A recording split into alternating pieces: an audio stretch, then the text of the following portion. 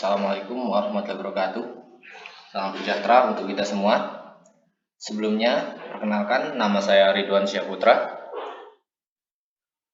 NPM S1D019091, jurusan Agribisnis, atau yang biasa dikenal dengan jurusan Sosial Ekonomi Pertanian, program studi Agribisnis. Nah, pada video sebelumnya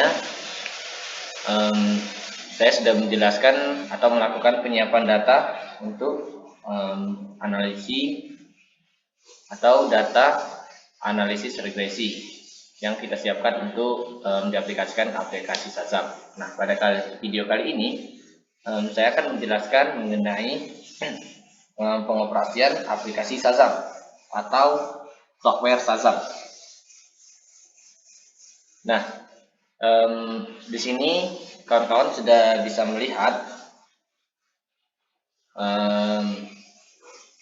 pada layar saya sudah menyiapkan aplikasi Sazam atau software Sazam yang sudah saya download pada laptop atau PC saya yang sudah saya siapkan sebelumnya.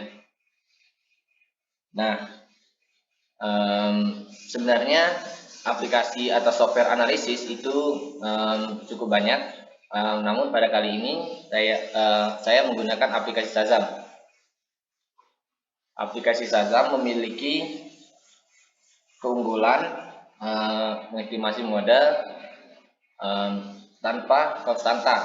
Namun aplikasi Sazam tentunya juga memiliki kekurangan atau kelemahan. Kelemahan yang paling menonjol itu adalah pengguna diharuskan menghafal atau mengetik instruksi pada software ini serta menuliskannya kembali atau instruksi informasi kembali pada software ini.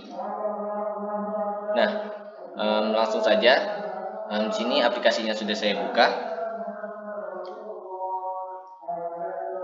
Nah, setelah dibuka tampilannya akan seperti ini. Kita akan sambut dua kolom,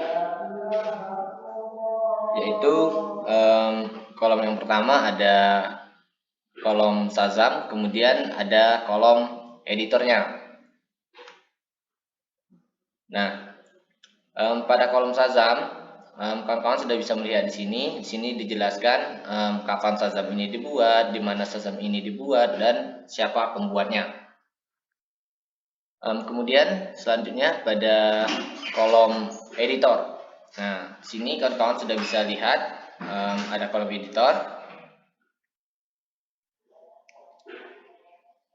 Fungsi kolom editor ini adalah sebagai tempat kita memasukkan instruksi atau memasukkan data yang akan kita analisis nantinya.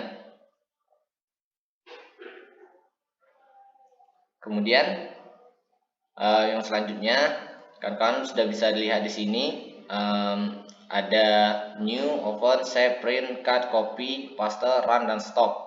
Nah, di sini yang pertama saya akan jelaskan yaitu tombol new. Tombol new ini akan gunakan sebagai perintah untuk membuat lembar kerja baru. Nah, di sini kan sudah muncul nih lembar kerja baru. Nah, jadi untuk lembar kerja yang lama itu tidak akan hilang. Nah, sini fungsinya kalau kita mau menambah kolom editor untuk memasukkan instruksi atau data yang baru ke software atau aplikasi Sazam. Kemudian yang selanjutnya ada open. Nah, sini kawan-kawan sudah bisa lihat ada open. Nah, di sini kawan-kawan sudah bisa lihat ketika diklik file atau percobaan analisis yang sudah kita buat sebelumnya. Nah, di sini kawan-kawan akan bisa lihat pada kolom open atau pada tombol open. Kemudian yang selanjutnya ada save. Nah, di sini kawan-kawan bisa lihat di sini fungsinya kita bisa menyimpan instruksi atau lembar kerja yang sudah kawan-kawan buat sebelumnya. Jadi fungsinya untuk menyimpan data tersebut. Kemudian selanjutnya ada print. Nah, untuk print itu fungsinya sebagai nantinya kita bisa memprint atau mencetak data atau lembar kerja yang sudah kawan-kawan buat atau instruksi yang sudah kawan-kawan kerjakan sebelumnya. Di sini bisa digunakan untuk memprintnya. Kemudian yang selanjutnya ada cut atau potong. Kemudian ada copy, terus ada paste. Nah, fungsinya cut ini berfungsi sebagai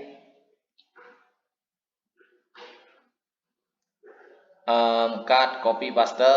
Nah, ini nih fungsinya sama dengan perintah yang ada di Microsoft Office atau Microsoft Word.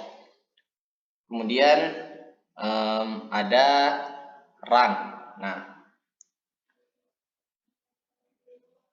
tombol run itu digunakan untuk menginstruksikan pada Shazam agar dapat melakukan analisis sesuai dengan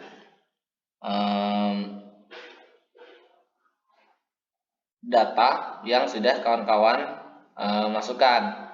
Nah, nantinya akan menyesuaikan dengan hasil analisisnya.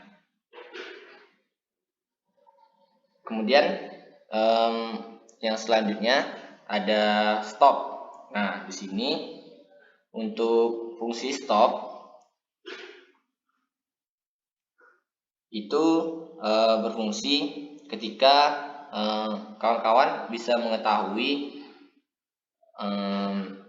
hasil analisis atau data yang kawan-kawan masukkan ada kekeliruan atau ada yang salah. Nah, kemudian di sini ada yang di atasnya, kawan-kawan bisa lihat ada file, edit, view, run, Windows, dan help. Nah, file ini sama, ada new untuk membuat kolom baru, kemudian ada open untuk membuka file yang sudah kawan-kawan buat sebelumnya, kemudian save dan save as itu ada fungsinya untuk kawan-kawan menyimpan file atau lembar kerja yang sudah kawan buat. Nah, terus ada print dan setup.